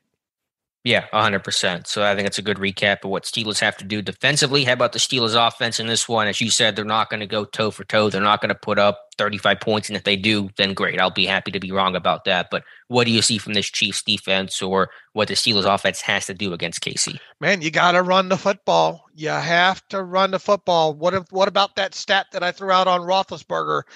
They're in the playoffs. Yeah, it's just a stat. Yeah, past performance, yada yada. But he is 0-8 when he has to throw the football. What was the cutoff? 37. 37. Yeah. So I mean, there is absolutely no way that, in my opinion, that you can expect Ben Roethlisberger. He's 0-8 all time in the playoffs when he attempts 37 or more passes in a game. He is 13-1 all time when he attempts less than 37 passes in a game. So that's stat number one that I think you got to circle right there, especially at the stage of the game. His play right now. What does that mean? That means you're going to have to run the football. And the only way you're going to be able to run the football and stay with it throughout is by keeping the game close. You got to win the first down battles. You got to get this offense in the Steelers offense in these 2nd and 5 and 4 situations where they become less predictable there. Like it or not, you're probably going to need, 5 explosive plays, I feel. And maybe that's not even going to be enough. I just don't see how you win a game against the Chiefs with just 2 explosive plays. So can you get one maybe on the ground, and even by on the ground, extension of a running play, a dump off to Nigel Harris, a wide receiver screen that's thrown behind the line of scrimmage that gains 21 yards after the catch, a quick slant to Deontay after the catch. And then on top of it, you're going to need some shots down the field, probably outside the hash marks when it comes to that aspect of it there. But if indeed you do get some turnovers in this game, getting 3 points off of them not going to cut it. You're going to have to turn those into 7 points. But this has got to be the mentality of it's cold. their defense, we're going to have to start bludgeoning them with the run in the hopes of running successful early so we get a chance to run late in the game. If the Steelers can't run the football in this game, I don't see how they can win this football game. And it's going to have to be like 125 or more yards on the ground. Yeah, they're going to have to do a much better job this time than they did the last time. The Chiefs' run defense, I mean, they averaged 4.8 yards per carry this year. Wow, that was 31st in football. Only Pittsburgh was worse. I know that's just one stat, but they've had some issues. They don't allow the big plays too much, but they kind of allow more consistent runs. I think, again, some of that was early season struggles. They've gotten better late run defense. I think they play pretty gap sound and are pretty disciplined. They run on the football hard. They chase, they get after the football, they gang tackle and swarm really effectively. So I think the run defense is better than what some of those numbers indicate. But you're right. The Steelers, because of the Texans' surge in Week 18, the Steelers now finished the year with the 32nd ranked first down offense, averaging 4.1 yards per play. And so that number needs to be 5 or 6 at least in this game. Look, you spent a first-round draft pick on Nigel Harris, right? You're in the playoffs. I understand his elbows probably not feeling great, but you got to use this guy. He has got to touch the football I don't know, a minimum of 25 times in this game, I think, period. And that's obviously carries and rushes combined. You're empty out the playbook. We talked about this a few days ago. But not to flicker to Ray McLeod. Empty that one and don't put it back. Yeah. Yeah. Look, I don't know if you have some sort of double pass, wheel route to I've been calling for it all year, and this goes back just from seeing from your eyeballs, Alex, at training camp. There's got to be something that you can do, maybe with Watt. I don't know, maybe with one of the tight ends, something trick play capacity that I think you're going to have to pull off to maybe steal an explosive play or even a touchdown in this game. It just feels like you got to pull out all the stops in this one. And I don't know, fake punt, something along those lines. You're going to have to do some things in this game to steal a possession or two, I think. Maybe you make Harvin the punter to set up the fake punt pass. Shades of the Georgia Tech days, maybe not. It's interesting. The Broncos had a successful trick play against the Chiefs last week. Cortland pass and a Wildcat package. It was a end around that he completed for 15, 20 yards in the red zone. And so I don't know if that's a good or bad thing, though, because it worked against the Chiefs. So there's some tape there, but also it worked. And so the Chiefs saw that, and they're probably recognizing and trying to correct some of those things. So I don't know if that makes it easier or harder to run trick plays because the Chiefs just had one against them a couple days ago. Just to keep them on their toes, would maybe you come out with maybe a Wildcat or two play? I don't know. I mean, and maybe to set something up later, maybe put Deontay Johnson. You see what I'm saying? Obviously you're not going to have many plays where Ben Roethlisberger's lined out wide, but is that an option, this one, just to get them thinking a little bit early in this game as part of maybe a script, some Wildcat? Yeah, I don't know if you do Wildcat because there's probably more practice time that has to get devoted to the package of plays there. But I mean, we talked about the trick play, and it would not shock me to see something like that. Maybe a pass, receiver pass. It's not going to be Philly special. Obviously, you don't want Ben running out there trying to catch passes, but I don't know. I think he tried to do something, and I would not be shocked to see them go into their bag of tricks at least once Sunday. But we agree that the Chiefs are probably going to play a lot too high in this, right? Just like they did in that last meeting there, and probably let the Steelers have a lot of stuff underneath, because just knowing that the unlikelihood of them being able to string together 12 or 13 play drives there. And speaking of which, yeah, you can't have false starts. You can't have you cannot get behind the chains on these guys. Yeah, schematically, they play a lot of zone first and second downs, a lot of match zone, so they'll carry routes vertically. They'll look like cover two, and if number one and number two go up, then the corner's going to carry that vertically. So it's match zone, and then third down, they usually go more man, a little bit more pressure packages. Spag's a pretty aggressive guy on third down with some of the bluffs and pressure looks that they show and will bring. And so you get more cover one lurk on third down. So it's zone first and second down, man, third down. When you look to, we talked on the defensive side of football. Hey, they're going to have Chris Wormley in this game. That counts for something, right? It counts for something. But they had him on the field last week and gave up 249 to Baltimore. I mean, it's better to have him than not have him. But in terms of the run defense aspect, his presence hasn't improved this run defense, and it's a one-man job. I mean, you can only ask so much out of one guy. And you would think they're going to have a healthier Watt in this game to some degree. And remember, you're going to have JC starting at center over, Kendrick Green, who had a really horrible game against Kansas City, plain and simple there. So there are some aspects to this thing that and who knows what's going to happen with Juju. We'll find out by Saturday at 4:00 there on that. But, there are a few different elements, and obviously you can point to the Chiefs and say they're going to have Travis Kelce back for this game as well too. So it feels like the Steelers are going to have to play a perfect game. It feels like the Chiefs are going to have to help the Steelers win this game as well too by making a few mistakes in this game. Look, the Steelers were 5.5 point favorites against Cleveland last year, right? And Cleveland had all the COVID issues, whatnot. And how does the game start? It snapped right over. That's why you play the game. And if the Chiefs don't execute at an acceptable level early in this game, maybe this thing can get to the fourth quarter, 7-minute game, but it definitely feels like this has to become a 7-minute, 1 or 2 possession game, 10 point or less game for the Steelers to have a shot at this one. Mm-hmm. But as Adam said, the Chiefs are the best team in football in hot starts and quick starts. And so containing that's going to be one of the critical factors for sure. Special teams as well. Bucker's back for the Chiefs. He did not kick in that Week 16 game. Not that they really needed him. Townsend, their punter, is very good. Not that they really needed him in that first matchup either. For Pittsburgh, Boss has to be his usual great self for the punting. Whoever the punter is, I think you would think it'd be Waitman. We'll see what they do regardless. The field position battle is going to be critical in this one.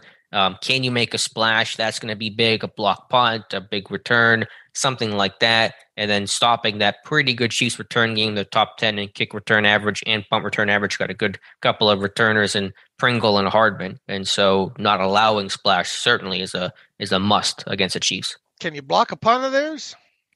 I'd be aggressive. I'm Danny Smith. I'm aggressive in some respect, trying to get after this thing. And, they got 2 blocks this season from Killebrew. Danny Smith schemes up those punt rush blitzes as well as any coordinator in football in my mind. And so I would love to see it.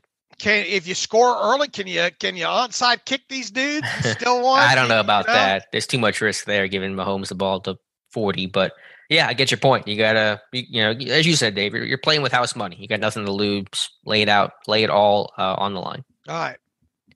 All right, Dave, before we make our picks for this game and, of course, for Super Wild Card Weekend, let's hear from our friends over at MyBookie. Yeah, look, from all the biggest games to the smallest events, make every bet worth your while with MyBookie. You can start now by doubling your first deposit instantly with MyBookie's first deposit bonus. Double your money before you even place a bet, and all you have to do is sign up at mybookie.ag and deposit using our exclusive promo code terrible. That's terrible. One word, terrible, at mybookie.ag. There are tons of great games and prop bets to take advantage of this week. And obviously, look, I mean, if you're sitting here right now and you're looking at the Steelers overall, we talked about them not often against a big number like this. And if you got a good feeling that the Steelers will at least cover that, I think at worst or at lowest, this is going to be a 12-point game at kickoff. I don't know. Maybe it gets down to 11.5 if people start jumping on the Steelers here. But you can build some pretty nice parlays around plus 12.5 points right now if you're fairly confident that the Steelers will cover that number. And you can do all of that at mybookie.ag. Don't wait any longer. Head to MyBookie today and redeem your double deposit bonus so you can get in the game. Start winning big today. That's promo code TERRIBLE to receive double your first deposit instantly in your account. No hassle, no wait. Bet anything, anytime, anywhere with MyBookie. All right, Dave, let's make our picks. Of course, we'll save Steelers Chiefs for last with another great slate of games this Saturday, Sunday, and Monday. So the NFL really stretching this wild card weekend out. All right, the Vegas Raiders on the road against the Bengals to kick off the wild card playoffs on the Saturday, being tomorrow. The Bengals are at home at the Jungle, minus 5.5 against the Raiders. Yeah, give me the Bengals. This offense is red hot. This defense is underrated. And the Raiders, we thank the Raiders, and I'll root for them to win, but I'm going to Bengals. I ain't scared, Alex. Max Crosby is something. That Max Crosby is going to make a difference in this game. Derek Carr as well, too. Not only am I taking that 5.5 points, I'm taking the Raiders straight up, Alex. Raiders beat the Bengals on the road there. Next game, New England Patriots at the Buffalo Bills. The Bills are laying 4 at home against the Patriots. Man, this one's so tough for me to choose. I've been pretty pro Bills this whole season. It's going to be a big snowstorm coming in. I don't know exactly what the impact or what the weather outlook's going to look like in this game. Will it be the Patriots-Bills game of the first matchup? You just worry about the Bills. Can they run the football in the playoffs? I think it's always an important element of getting there. I'm going to go 4 points. And the Bills are favored? Yep, Bills are favored at home by 4. All right, I'll say Bills win, Patriots cover.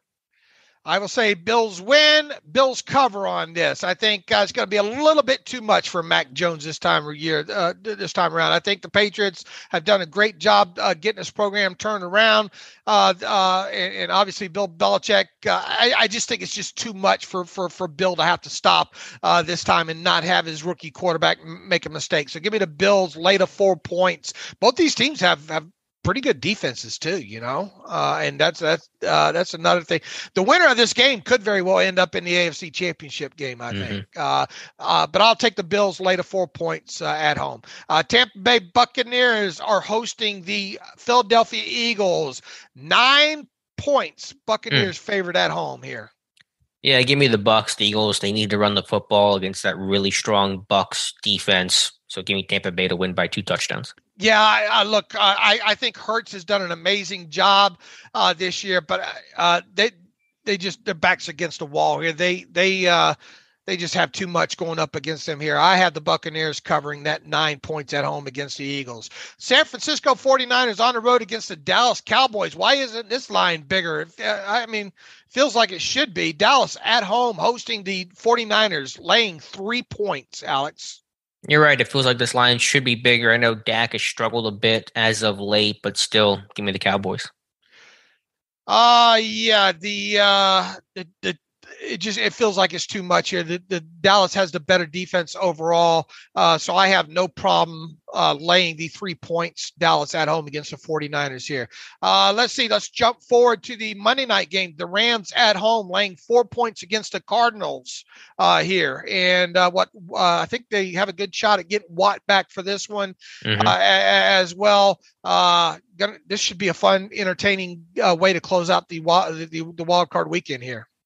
I don't have a good feel for either of these teams. I want to like both these teams to go far in the playoffs. Obviously, only one will, but they've been so just inconsistent and disappointing and dealing with some injuries and things like that and some inconsistent quarterback play. Give me the Rams, but I don't feel great about this one. I think just from adjusted net yards per passing attempt number for both sides of the football, the Rams are the better team. Overall, the Cardinals have had some issues this season at times. If the Rams just don't turn the football over, I think they'll be fine. So I'll take the Rams. I'll lay the 4 points there. So that brings us to the Kansas City Chiefs hosting the Pittsburgh Steelers Sunday night at Arrowhead Stadium. This line is still 12.5 points here, Alex. The Chiefs are favored at home. Are you going to do it? Let's see. Let's see if I'm going to do it. Let's see if you're going to do it. Man, I think getting Juju back would be big for sure. The energy and just again the actual play, which is ultimately what matters. Can Pittsburgh keep the score down a bit, and can they get this offense going a little bit? Or the two big components of this one? I just think end of the day, the Chiefs are going to get points, and Pittsburgh's really rarely been able to show the ability to match points this year. Maybe the Chargers game trying to dig out of that crazy hole and the comeback against the Vikings as well. And so I'm going to go with the Chiefs in this one, Dave, 28-19. I'm going to do the old Dave Bryan weird number where the Steelers get a touchdown. They try to go for two. They don't convert, one of those kind of deals. And so bottom line is his offense just not explosive and potent enough. And they've really not shown that enough this season. The Chiefs defense is much improved from being the worst in football the first half of the season to being among the best in football. I know the Bengals gave them fits, but the Steelers offense is not the Bengals offense. And so I got the Chiefs winning this one by 9, 28-19. All right, so you had the Steelers covering in this one. I have tried to look at this. I've tried to overthink the living mess out of this from a statistical, from a probability standpoint, from a psychological, the Steelers setting them up. We don't have a chance in this game, but it keeps going back to what the tape says, man. It keeps going back to what the tape says, and offensively and defensively, it's just been, even in their wins, it's been ugly, man. And I try to formulate situations out in my head of, all right, block a punt,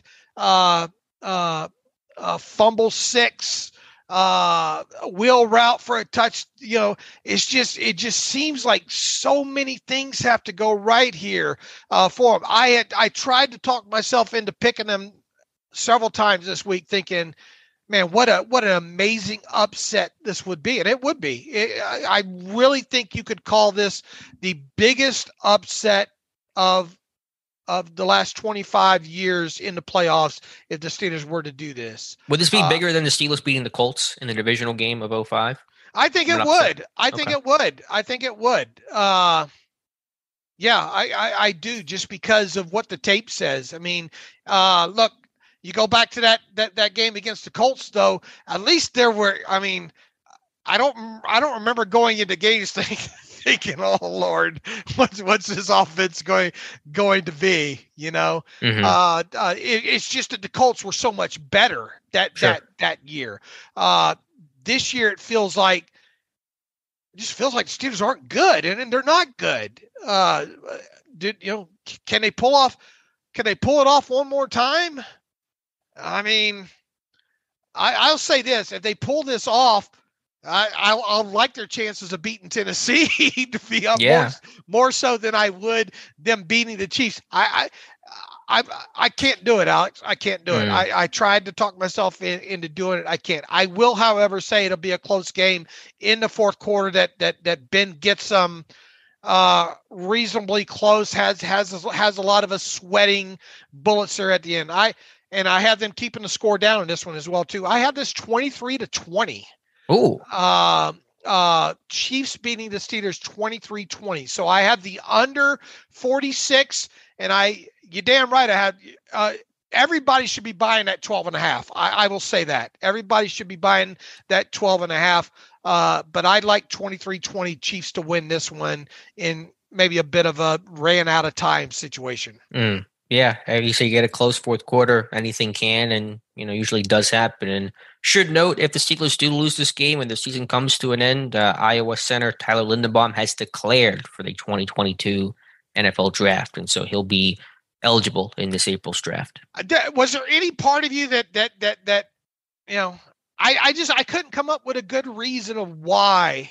Yeah, the Steelers would pull this off unless it's this list of 5 or 6 things happening. That I look for reasons outside of just probability, and you know what? It's only happened 1 out of 23 times. And if I had more confidence in a running game in this one, but heck, you even got Najee beat up in this one, Right. But was there any part of you that thought for half a second of maybe picking the Steelers to win this game?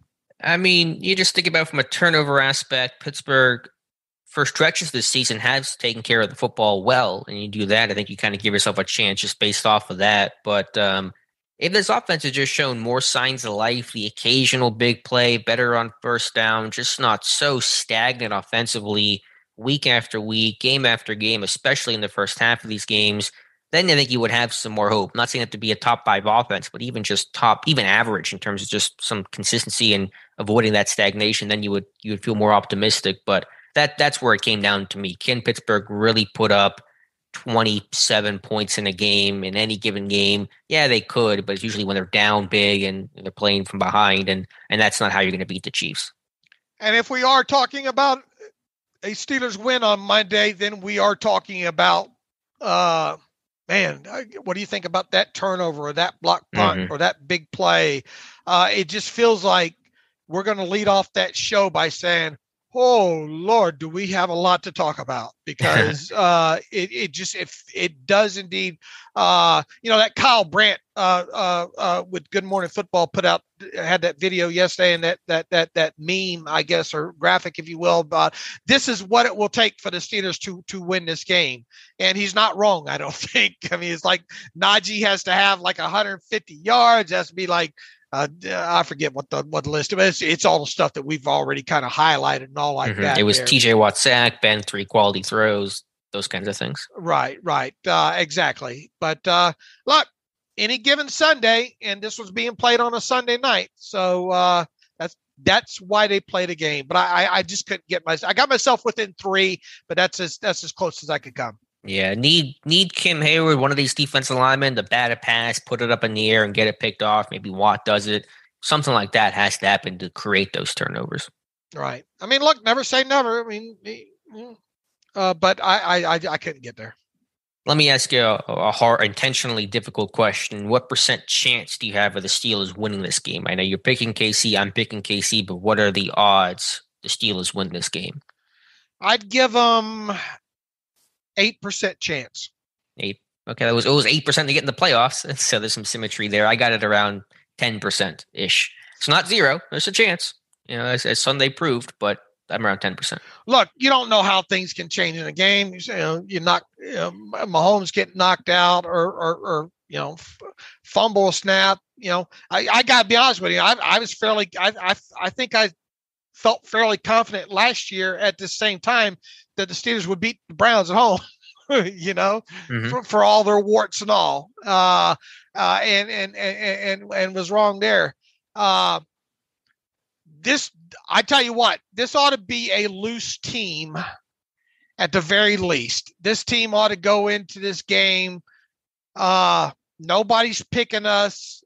The pressure is on the Chiefs. Make no mistake about it, right? I mean, right. Their pressure is, we better not mess this up, because everybody has us. We have to go out and deliver a 14-point win, or else we messed up. Yeah, like I said, if this game's tight at any point, all that pressure is going to go on KC, and Pittsburgh will feed off of that, because the Chiefs not only have the expectations to win this game, they're one of the Super Bowl favorites, and so they're kind of carrying the weight of that as well, where Pittsburgh is just kind of shocked and happy to be here and didn't think he can get this far. So like they're playing as loose can be. And once again, I mean, we rattled off all the times that the team has been this big of a dog in the game, and it doesn't happen much, there. So just, I mean, they're in the playoffs, and as we said, you get in the playoffs and it's a whole different tournament. You see what happens there. Yep. All right, Dave, I think we covered it well. I know people will be upset we didn't pick the Steelers, and we're bad fans. We're happy to be wrong, and it wouldn't be the first time. I'll tell you that much. All right, Dave, Let's get to reader emails and close out today's show. Okay, let's get to them. Bryce, right now, who would you say is the best linebacker on this team? I'm asking because I'm wondering for this game that the Steelers should employ more dime personnel with one Didn't we answer this the other day? Force the Chiefs to run the ball and try to keep the game close and get it into the fourth quarter to secure the win. Who is the best inside linebacker on this team, and would you employ more dime with one linebacker? Vince Williams. I don't know. There's no good answer for that one. Spillane's the best run defender in coverage. And Marcus Allen's kind of been impressive, but I don't know. I don't know who the best guy is. None of them are good enough. I'll put it that way. More dime. It's usually a situational thing, third and long thing. Again, the Chiefs can't run the football, and they will go heavy. So, again, I know we focus on the passing aspect of it a lot, but you don't want to overlook that Chiefs run game because they can't run the football. Simon Short writes in here. He says, thanks for the amazing work you do. It's been another great year following you. Would you rather the team spend a little more on Charvarius Ward or retain Ahkello Witherspoon for a little less? I haven't really watched Ward's game too much. Didn't he get picked on by Chase quite a bit? Sure did. He got grittied. Yeah, right. He was the one who did the gritty, and then Chase did it back to him because he just schooled him the rest of the game. So, I mean, it's Chase. He's a really good player, and so, I'm not trying to be too critical, but I think I'd be more interested in retaining Witherspoon. Yeah, Witherspoon has me intrigued that I would like to see him at a more affordable price just to see maybe if I could find something there, I think. I don't think you're going to see this team break the bank on a cornerback anyway, and I would expect maybe Charvarius Ward. I haven't looked at this situation, though. I would think he would cost more than Witherspoon would just off the cuff. Yeah, I haven't looked either. That probably sounds right because he's been a more consistent starting guy, but I don't. Again, I've not focused on off-season stuff, especially now that this team's in the postseason. Chris Lookhart has a grievance to file with me. I normally agree with you, Dave, nearly 100% of the time, but when it comes to T.J. Watt, the sack, I absolutely and vigorously disagree with you. At what point does he become a passer again? When he throws a TD, I would love to know your explanation. Is it Watt's fault for being an absolute beast and getting around the edge too fast? So fast Hundley doesn't have enough to get all the way up and make something happen. I disagree with you and the moronic statistician who obviously had the biased opinion because they are working for Baltimore. Have a great weekend and go Steelers. Look, I stated based on the way the things are written, based on the way that the play transpired, once it hit the center in the ass and dropped down, it was an aborted play, and you have the quarterback really scrambling to get the football and him off the ground and then go from there. I think they made the right call. Sorry, not sorry. I think they made the right call. I think it is an interesting discussion, though. At what point does he become a passer again? Because Huntley was trying to get up. I don't know how exactly you define that and where that line is at, but I think it's kind of the core part of the question of when he becomes a passer again. I think the length of the aborted situation with Huntley on the ground and back up, you know what I'm saying? Right. But if he gets up and starts running around, obviously he's a passer and the sack can apply. Sure. Right? So at what point, what point does that exist? Establishing control as a normal quarterback would in a pocket, I guess, with a ball. Establishing some normalcy as a quarterback. Okay, that's fair. And I just don't feel he had enough time to do it. Look, I mean, for his sake, I mean, you look at how Strahan got his last sack, right? I mean, you want to go throw an asterisk around and all. The more I looked at that play when it initially happened in real time, I thought it was a sack. Me too. Yeah. But that's and I think originally it got scored as a sack when he pushed the first button there, and then not too long. I mean, just several seconds after that, I think it got changed to an aborted play there. But be mad at me. I don't care. I think they got it right. All right. Mike Nickel writes in, playoff games against the Chiefs always remind me of my first real Steelers memory back in '93 when Montana was the Chiefs quarterback. The Steelers were up in a close game when Mark Royals had to punt block. Oh yeah, I put a clip of that one. Steelers up like was it 10 points with like 2 minutes or something left. My dad went absolutely ballistic about how he's supposed to angle away from the rush to get the punt off. Coward chewed him out on the sidelines too. Anyway, I was wondering what your first real memory of being a Steelers fan is. Good luck on the Edge dating app, Alex. Oh God. let's not do that. Yeah, I don't know if I have great first memories of this team. It's kind of weird like that. I don't know if I have a real vivid early memory. I mean, I remember Super Bowl 40, but I was like 12 years old at that point, so I was pretty old at that point. I don't really have a great story for that, unfortunately. I just remember,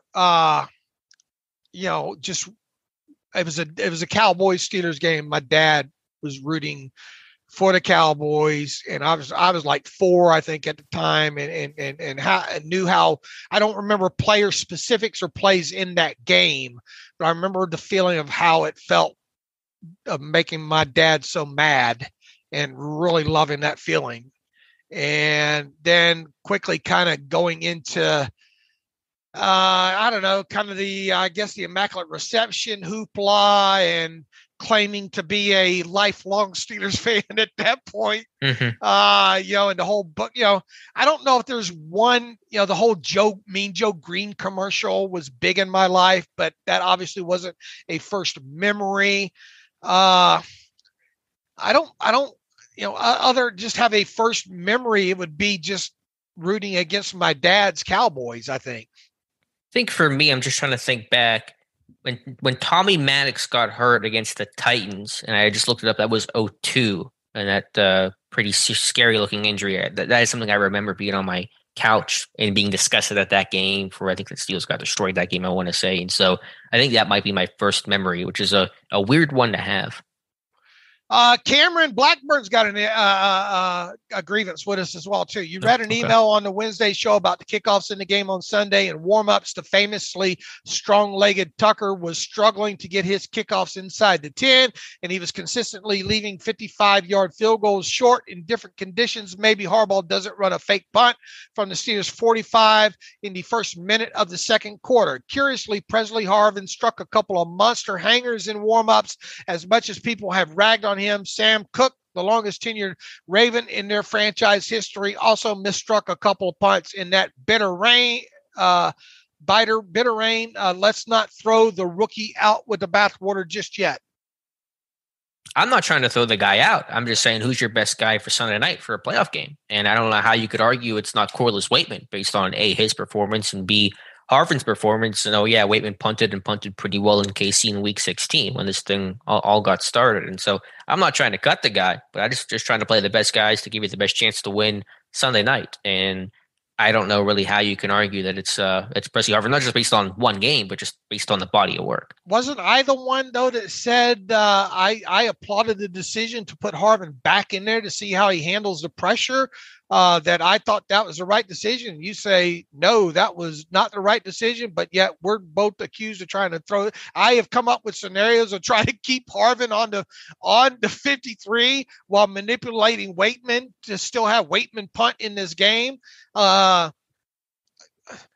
Cameron, you really think we're trying to throw Harvin out with the bathwater right now? I'll tell you this, he has not punted well this season. There's no way around that.